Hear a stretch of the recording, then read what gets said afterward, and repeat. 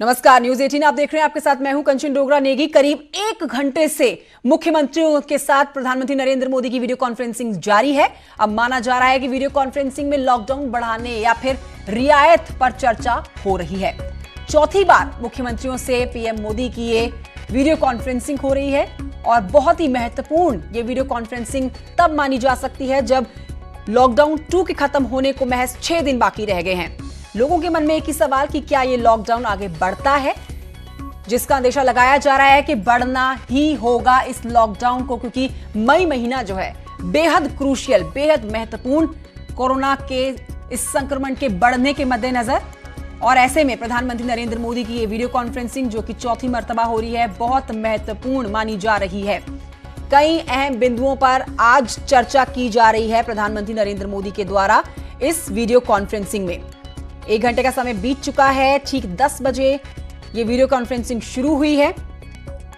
इससे पहले भी प्रधानमंत्री नरेंद्र मोदी 3 बार वीडियो कॉन्फ्रेंसिंग कर चुके हैं। ये चौथी बार पीएम मोदी की वीडियो कॉन्फ्रेंसिंग देश के तमाम मुख्यमंत्रियों के साथ।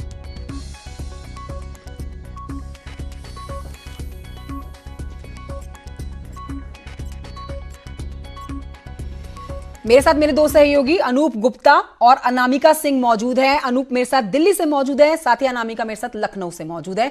अनूप, आपकी तरफ सबसे पहले आना चाहूंगी क्योंकि 1 घंटे का समय बीत चुका है। ठीक 10 बजे वीडियो कॉन्फ्रेंसिंग शुरू हुई है और सवाल मन में एक ही है, लेकिन इस समय किन किन महत्वपूर्ण बिंदुओं पर चर्चा हो चुकी है? आपके पास कोई जानकारी अंदर से निकलकर सामने आ रही हो? देखिए, अभी आधिकारिक रूप से कोई भी बात बाहर नहीं आई है कि किन किन मुद्दों पर चर्चा हुई है, लेकिन सबसे पहले गृह मंत्री का संबोधन हुआ। उसके बाद पीएमओ के अधिकारी ने पूरा प्रेजेंटेशन मुख्यमंत्रियों के साथ सामने रखा कि किस तरीके से केंद्र सरकार इस महामारी से निपटने को लेकर के काम कर रही है। दूसरी तरफ राज्य सरकार के प्रोग्रेस रिपोर्ट जो कि केंद्र सरकार को मिल रहा है, उसकी भी चर्चा इस टेलीकॉन्फ्रेंसिंग के जरिए की गई है। मुख्यमंत्रियों से प्रधानमंत्री नरेंद्र मोदी सुन रहे हैं और बाद में प्रधानमंत्री नरेंद्र मोदी का खुद का उनका स्पीच होगा। जाहिर सी बात है कि सभी मुख्यमंत्रियों से इस बात पर जरूर चर्चा की जा रही है कि 3 मई के बाद जो लॉकडाउन खत्म किया जा रहा है उसको किस तरीके से बढ़ाई जाए। देखिए, कुछ राज्य बहुत ज़्यादा दिक्कत में हैं। वहाँ पे कोरोना महामारी का जो संकट है वो बहुत ज़्यादा जटिल रूप ले चुका है। इसमें महाराष्ट्र है, गुजरात है, दिल्ली है। तो जाहिर सी बात है, जो सूत्र बता रहे हैं कि ज़्यादातर मुख्यमंत्री जो है इस बात को चाहते हैं कि लॉकडाउन जो है वो ख़त्म नहीं किया जाए, क्योंकि एक्सपर्ट की भी राय है कि अगर लॉकडाउन ख़त्म कर दिया जाता है तो कहीं ना कहीं इसका खामियाजा भुगतना पड़ सकता है। लेकिन जो केंद्र सरकार के सूत्र हैं उनके मुताबिक वो चाहते हैं कि कुछ सेक्टर में देखिए 20 तारीख को गाइडलाइन जारी भी की गई थी, कुछ सेक्टर में राहत दी गई है। आगे भी संभावना है कि कुछ सेक्टर में छूट दी जा सकती है, क्योंकि हमने पिछले दिनों देखा कि प्रधानमंत्री नरेंद्र मोदी ने इस बात को कहा कि जान है और जहान भी है। यानी कि प्रधानमंत्री नरेंद्र मोदी नहीं चाहते कि पूरी तरह से शटडाउन में आगे बढ़ा जाए। जहां संभव हो सके, जो ग्रीन जोन है, जहां पे मरीजों की संख्या नहीं है, वहां पर कामकाज चालू की जाए और जिस सेक्टर में ज़्यादा ज़रूरत है वहां पे कामकाज चालू की जाए। और आज की बैठक में जरूर इस बात पर केंद्र सरकार की तरफ से ये बात रखी जाएगी मुख्यमंत्रियों के सामने।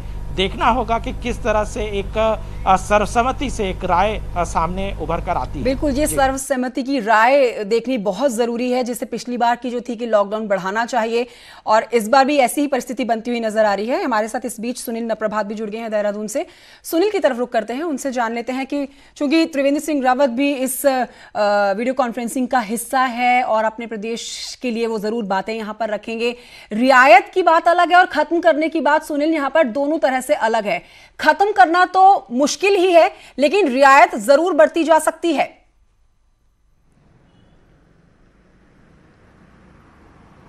बिल्कुल कंचन, लॉकडाउन समाप्त होगा ये बहुत ही कम इसकी संभावना है, क्योंकि उत्तराखंड के लिहाज से अगर मैं देखूं तो 13 डिस्ट्रिक्ट वाला ये प्रदेश है और 13 में से 3 डिस्ट्रिक्ट यहाँ पर माफ कीजिएगा 4 डिस्ट्रिक्ट रेड जोन घोषित किए गए हैं।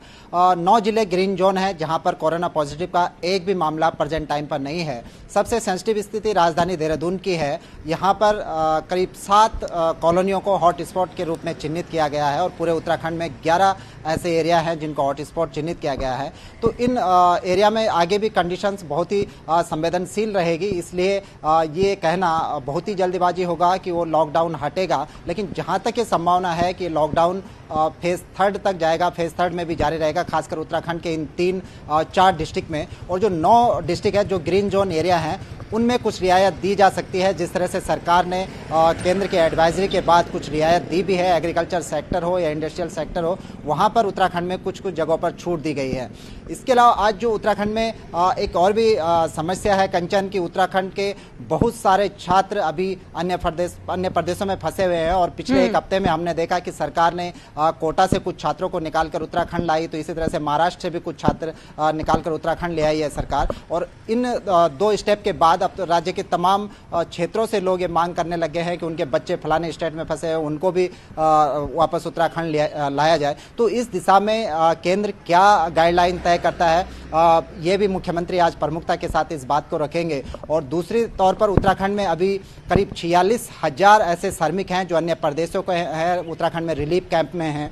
इसके अलावा 84 फॉरेन कंट्रीज के यहाँ पर नागरिक हैं, जो करीब 1284 की संख्या में यहाँ पर है। आप मान के चलिए कि 1200 के आसपास विदेशी नागरिक उत्तराखंड में अभी मौजूद हैं। इनको किस तरह से उत्तराखंड से इनको अपने देशों के लिए भेजा जाए, इसका भी आज बहुत कुछ रोड मैप तय हो सकता है। दूसरी बात स्कूलों की है कि स्कूल लगातार बंद पड़े हुए हैं, बच्चों के रिजल्ट अटके हुए हैं, भर्ती परीक्षाएं रुकी पड़ी हैं। तो इन पर आगे किस तरह बढ़ा जाए, 3 मई के बाद क्या रोड मैप होगा, आज इस पर डिस्कस किया जा सकता है। और वही डिस्कशन लगातार 1 घंटे से सुनील प्रभात चल भी रहा है। अनामिका, प्रधानमंत्री नरेंद्र मोदी इस बात पे तो चर्चा करेंगे ही कि 3 तारीख के बाद क्या होगा, 3 तारीख के बाद की रणनीति क्या होगी, लेकिन उससे पहले जो अब तक का लॉकडाउन है उसका असर क्या कुछ राज्यों में देखा जा रहा है, वो भी लेखा जोखा मुख्यमंत्रियों से जरूर मांगेंगे।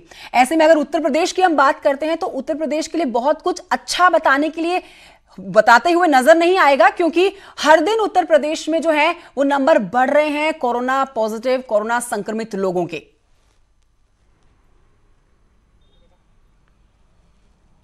और देखिए कंचन, बिल्कुल उत्तर प्रदेश देश का सबसे बड़ा सूबा है, सबसे बड़ा राज्य है। जनसंख्या के लिहाज से भी अगर देखा जाए तो काफी महत्वपूर्ण हो जाता है। और इस बीच अगर मुख्यमंत्री योगी आदित्यनाथ यूपी को लेकर के ब्यौरा रखते हैं प्रधानमंत्री मोदी के सामने, तो जरूर उन जिलों का जिक्र किया जाएगा जहां पर जो जिले सरकार के लिए चिंता का विषय बने हुए हैं। फिर चाहे वो आगरा की अगर बात कर ली जाए तो ताजनगरी आगरा, जिससे शुरुआत हुई थी यूपी में कोरोना की, वहां पर हालात किस तरीके से खराब हो रहे हैं सभी जानते हैं। लखनऊ की अगर बात की जाए, हॉटस्पॉट्स बढ़ रहे हैं। कानपुर की बात की जाए, मेरठ की बात की जाए, जहां पर कोरोना पेशेंट की संख्या बढ़ती जा रही है। तो कुछ जिले ऐसे हैं जिसपे प्रशासन की नजर भी है, सरकार की नजर भी है और सबसे ज्यादा चिंता का विषय भी बने हुए हैं। इसके अलावा कंचन, गौर इस बात पर भी करना होगा कि यूपी में जो यूपी के प्रवासी मजदूर जो अलग अलग राज्यों में जाकर के मजदूरी करते हैं, फिर चाहे वो महाराष्ट्र में फंसे हो, हरियाणा में फंसे हो, गुजरात में हो, अलग अलग स्टेट्स में फंसे हुए, उनको यूपी में लाने का काम शुरू हो गया है अब। और एक महाअभियान चलाया जा रहा है सरकार की ओर से, जहां पे लाखों मजदूर फंसे हुए थे उनको एक एक करके अब लाया जा रहा है अलग अलग स्टेट से। तो उसको लेकर स्टेटस क्या कहता है यूपी का, उसको भी लेकर के मुख्यमंत्री ब्यौरा रखेंगे। इसके अलावा मेडिकल स्टाफ जो सबसे बड़े उनके लिए चिंता का विषय बना हुआ है, क्योंकि आप देखिए दिल्ली का पटपड़गंज में हॉस्पिटल हो या फिर लखनऊ का केजीएमयू हो, हर जगह पे हमने ये देखा है कि जो मेडिकल स्टाफ है वो भी संक्रमण का शिकार हो जा रहा है। तो मेडिकल स्टाफ को कैसे बचाया जाए संक्रमण से, यूपी में क्या इसको लेकर हालात बन रहे हैं, इसका भी स्टेटस रिपोर्ट रखेंगे मुख्यमंत्री योगी आदित्यनाथ। तो यूपी के लिहाज से बहुत कुछ अच्छा तो नहीं बताने के लिए, चूंकि स्टेटस इतना बहुत गंभीर विषय बना हुआ है, लेकिन इस बीच बिल्कुल योगी आदित्यनाथ के लिए तो अनामिका इस चीज को लेकर भी बहुत चुनौती समझी जा सकती है, क्योंकि देश का सबसे ज्यादा पॉपुलेशन वाला ये राज्य है और यहाँ पर चुनौतियां योगी जी के सामने बहुत ज्यादा सामने आती हैं। और जैसा कि आप बता रही हैं कि आगरा में हालात बिगड़ते जा रहे हैं, खुद कैपिटल लखनऊ में भी अब लगातार number of positive people corona के वो देखे जा रहे हैं।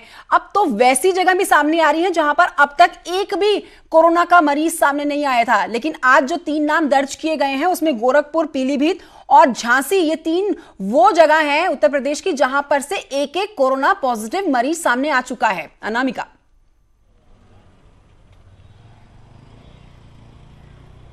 बिल्कुल कंचन, देखिए स्टार्टिंग में हम जब इसका जिक्र कर रहे थे तो बहुत सारे ऐसे जिले थे जो इससे अछूते थे।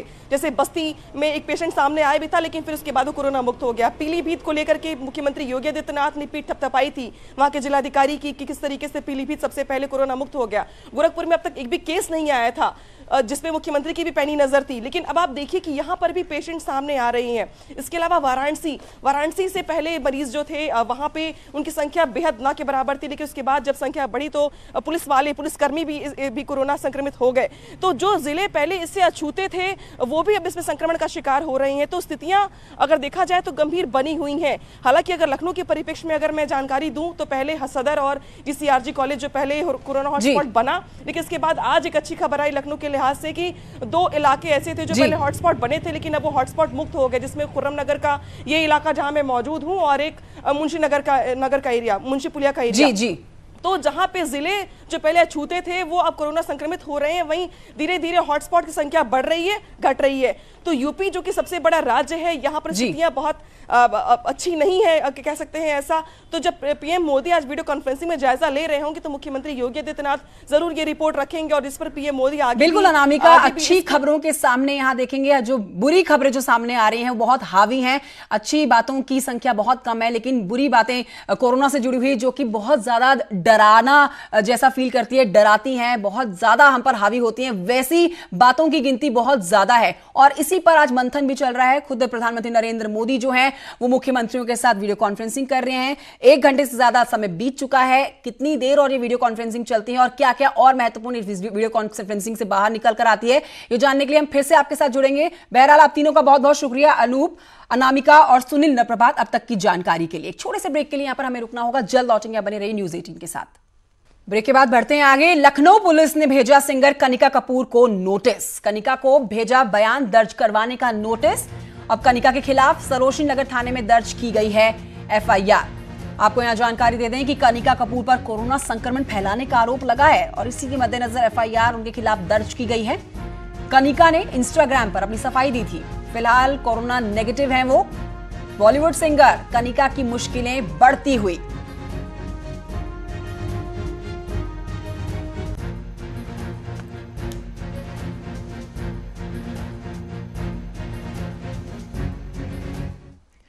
खबर फिरोजाबाद से, जहां पर आपको बताएं लोगों ने ठगों को पीटा है। एटीएम चोरी कर पैसा निकालते थे ये आरोपी और लोगों ने पेड़ से इनको बांधकर पीटा। ये बड़ी खबर है। पीटने के बाद आरोपियों को पुलिस को सौंपा गया, बेदर्दी से पीटा गया। एटीएम से पैसे निकालते थे ये लोग, आप तस्वीरों में देख सकते हैं। फोन में वीडियो कैद किया गया है जो लगातार वायरल हो रहा है। एटीएम चोरी कर पैसे निकालने का इन पर आरोप लगा है, लेकिन किस तरह से इनको पीटा गया है ये भी बड़ा सवाल है। पेड़ से बांधकर इनको थप्पड़ पे थप्पड़ आप देख सकते हैं मारे जा सकते हैं।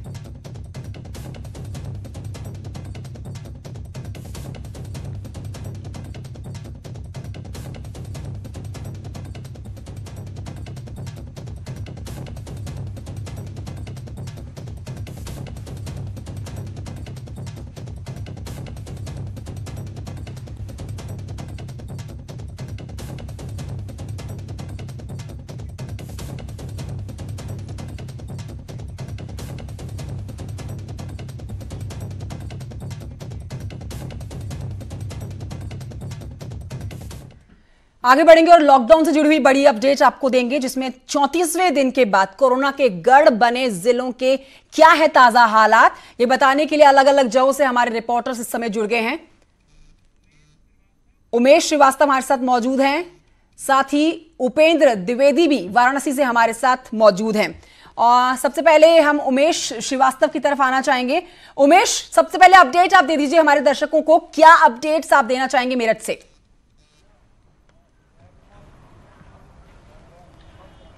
जी हाँ, देखिए मेरठ से ताज़ा अपडेट ये है कि यहाँ कोरोना के मरीजों का आंकड़ा बढ़कर 92 हो गया है। कोरोना से मरने वालों का आंकड़ा यहां 5 हो गया है और यहां हॉट स्पॉट्स की संख्या भी 23 हो गई है। हालांकि एक राहत भरी खबर यह भी है कि यहां जो 2 हॉट स्पॉट थे वो ग्रीन जोन में तब्दील हो गए हैं, यानी उनको ग्रीन सिग्नल एक तरह से मिल गया है और एक हॉट स्पॉट जो शास्त्री नगर इलाके का है वो ऑरेंज जोन की तरफ आगे बढ़ रहा है। आगामी 10 तारीख को ये इलाका भी हॉट जोन जो बना हुआ है ये ग्रीन जोन में आ जाएगा। तो निश्चित तौर पर ये बड़ी खबरें हैं जो लगातार मेरठ से आ रही हैं। और मेरठ के अलावा अगर हम पश्चिमी उत्तर प्रदेश की बात कर लें तो सहारनपुर में लगातार कोरोना पॉजिटिव मरीजों के आंकड़े बढ़ रहे हैं, मुजफ्फरनगर में लगातार कोरोना पॉजिटिव मरीजों के आंकड़े बढ़ रहे हैं, शामली में लगातार कोरोना पॉजिटिव मरीजों के आंकड़े बढ़ रहे हैं और इसके अलावा हापुड़ में कोरोना पॉजिटिव मरीजों के आंकड़े लगातार बढ़ रहे हैं। और आज जो अहम बैठक हो रही है उस पर सभी की निगाहें टिकी हुई है कि आखिर जो प्रधानमंत्री आज विभिन्न राज्यों के मुख्यमंत्रियों के साथ बैठक कर रहे हैं, इस बैठक में क्या निर्णय होता है, इस महामंथन में क्या निकल करके सामने आता है। क्योंकि 3 मई को लॉकडाउन की जो मियाद है वो पूरी हो रही है, तो निश्चित तौर पर सबकी निगाहें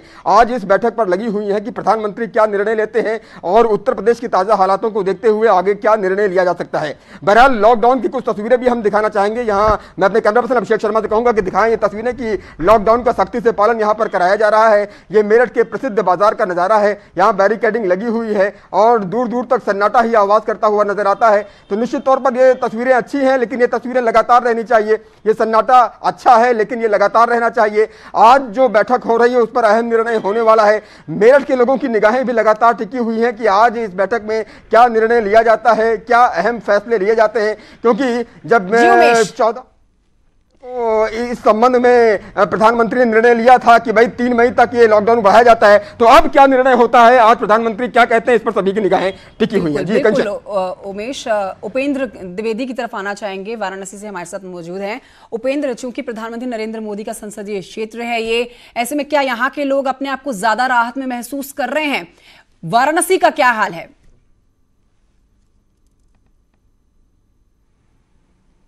देखिए, वाराणसी का हाल पहले आंकड़ों में बता दूं कि इस वक्त वाराणसी में 37 पॉजिटिव केस है, जिसमें से 28 एक्टिव केस सामने आए हुए हैं। सबसे बड़ी जो पुलिस महकमे को और प्रशासनिक महकमे को जो हल्कान करने वाली खबर है वो ये कि 8 पुलिसकर्मी ही कोरोना पॉजिटिव आए हैं। और जो आप तस्वीर देख रही हैं, यही सड़क के उस तरफ जो चौकी है, इसी चौकी के पूरे 7, एक दरोगा, 3 हेड कांस्टेबल और 4 कांस्टेबल समेत 8 लोग कोरोना पॉजिटिव है। कल एक और सिपाही कोरोना पॉजिटिव आया जो उस पुलिसकर्मियों के संपर्क में था। तो फिलहाल वाराणसी में ये, चूंकि अब पुलिस संक्रमित हो गई है, तो ऐसे में पुलिस प्रशासन के लिए बेहद चिंता की लकीरें खिंच गई हैं। और अब जितने भी थाने के आसपास है, चूंकि ये चौकी जो नगर निगम चौकी थी ये सिगरा थाने से जुड़ी हुई थी, तो ऐसे में इन सर्किल एरिया के जितने भी थाने हैं, साथ ही साथ जो वहां पर चौक थाना हो, दशाश्वमेध थाना हो, वहां के पुलिसकर्मियों की भी अब जांच हो रही है, वहां की सैंपल टेस्टिंग हो रही है। और साथ ही साथ जो कॉन्टैक्ट टेस्टिंग होनी थी, यानी कि जो कॉन्टैक्ट में थे उनके भी हो रहे हैं। तो ये फिलहाल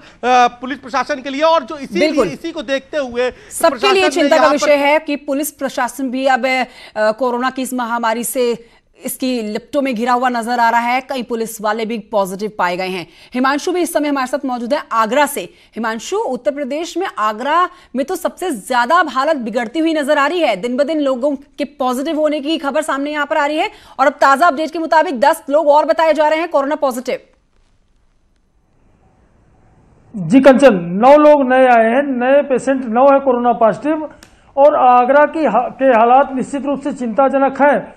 लेकिन गौर करने वाली बात यह है कि जिस तरह से विस्फोटक स्थिति जमातियों ने आगरा की बनाई थी, उसके बाद जमाती डॉक्टरों के संपर्क में आए, फिर डॉक्टरों की एक चेन चली, फिर हेल्थ वर्करों की चेन चली और हेल्थ वर्कर 42 से ज्यादा हो गए पीड़ित। लेकिन उसके बाद नियंत्रित मामला है, आप ये कह सकते हैं। देखने में फिगर जरूर बड़ा लगता है कि 381 लोग आगरा में हैं, लेकिन आज 9 आए हैं। कल संख्या सिर्फ 1 आई थी, उसके पहले 8 आए थे, उसके पहले 0 थे। तो एक तरह से कंट्रोल में स्थिति कही जा सकती है। यहाँ किसी सिपाही को अब तक नहीं हुआ है। पुलिस महकमा अछूता है, फॉलोअर को जरूर हुआ है, लेकिन 90 सिपाही क्वारंटीन है। एसओ हरिपर्वत खुद क्वारंटीन है। चूंकि पुलिस टीम ने पकड़ा था कोरोना पॉजिटिव, उसके बाद से एसओ हरिपर्वत के साथ तमाम पुलिस वाले क्वारंटीन है। लेकिन इसमें देखने वाली बात है, जो अन्य जिलों से अब स्थितियां बिगड़ रही हैं, लेकिन आगरा में सबसे ज्यादा जांच हुई। उत्तर प्रदेश में आगरा एकमात्र ऐसा जिला है जहां बहुत ज्यादा जांचें हुई हैं। उसका नतीजा सुखद आएगा देर सवेर, और यहां स्थितियां नियंत्रित होंगी जरूर। जी कंचन, बिल्कुल, आगरा में तो कहर बरपा ही हुआ है कोरोना का। क्या सोशल डिस्टेंसिंग का पालन होता हुआ नजर नहीं आ रहा है? और कौन सा आगरा में वो जगह बताई जा रही है जो सबसे ज्यादा हॉटस्पॉट बनी हुई है कोरोना को? जी, सबसे दुखद पहलू यही है, जो सबसे ज्यादा बड़ा हॉट स्पॉट है आगरा का, उसमें खुद एसएन मेडिकल कॉलेज है। एसएन मेडिकल कॉलेज के आसपास का इलाका, चूंकि एसएन मेडिकल कॉलेज के 4 जूनियर डॉक्टर और 6 से ज्यादा वार्ड बॉय तमाम कर्मचारी संक्रमण का शिकार हुए, कुल 42 हेल्थ वर्कर शिकार है कोरोना का। और जो एसएन मेडिकल कॉलेज के आसपास का इलाका है, वहां तमाम मरीज मिले। कुछ ही दूरी पर घटिया इलाका है, वहां डॉक्टर मित्तल हुए, तो डॉक्टर मित्तल के संपर्क में आए करीब 20 से ज्यादा लोग। तो सबसे बड़ा हार्ट खुद बना हुआ। उसके बाद दूसरे नंबर पर भगवान टाकी चौराहे के आसपास का इलाका है, यहाँ बड़ी संख्या में लोग हैं। और तीसरे नंबर पर जो है फिर खंडारी का इलाका, यहाँ भी 5-6 मरीज हो गए हैं। तो इस तरह से आगरा में कुल 33 हॉट स्पॉट हैं। एक बात और जरूरी है बताना कि जो हॉट स्पॉट का दायरा था, चूंकि पुलिस को ड्यूटी में दिक्कत हो रही थी, जगह जगह ज्यादा हॉट स्पॉट बन रहे थे, तो अब हॉट स्पॉट का दायरा 1 किलोमीटर कर दिया गया है। ताकि आराम से जो है पुलिस ड्यूटी कर सके। और हर हॉट स्पॉट का एक मुख्य द्वार कॉलोनी का। ठीक है हिमांशु, शुक्रिया आपका इस जानकारी के लिए। साथ ही उपेंद्र और उमेश, आप दोनों का भी शुक्रिया हमें जानकारी देने के लिए। बढ़ते हैं आगे, बहराइच की बात करते हैं, जहां पर कोरोना पॉजिटिव मरीजों का डांस करते हुए वीडियो वायरल हो रहा है। जी हां, यहां पर आइसोलेशन वार्ड में कोरोना पीड़ित मरीज जो है वो जमकर मस्ती करते हुए देखे जा रहे हैं। ये वीडियो चित्तौरा सामुदायिक स्वास्थ्य केंद्र में बने हुए L1 फैसिलिटी सेंटर में भर्ती मरीजों का है।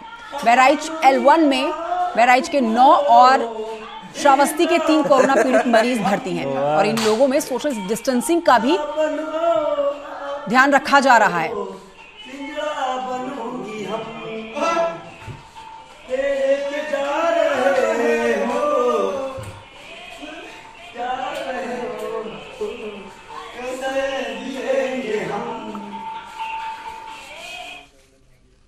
बढ़ते हैं आगे, कानपुर की खबर आप तक पहुंचाते हैं, जहां पर पुलिस ने लोगों से पतंग ना उड़ाने की अपील की है। लेकिन यह अपील गाना गाकर अनोखे अंदाज में की गई है। देखिए, मेरे पतंग ना उड़ाना, नहीं तो पड़ेगा जेल जाना। अरे भैया मेरे पतंग ना उड़ाना, नहीं तो पड़ेगा जेल जाना। सभी अपने तो पतंग ना उड़ाने की अपील बहुत ही अनोखे अंदाज में आप देख रहे थे। वक्त एक छोटे से ब्रेक का है, लौट रहे हैं और महत्वपूर्ण खबरों के साथ।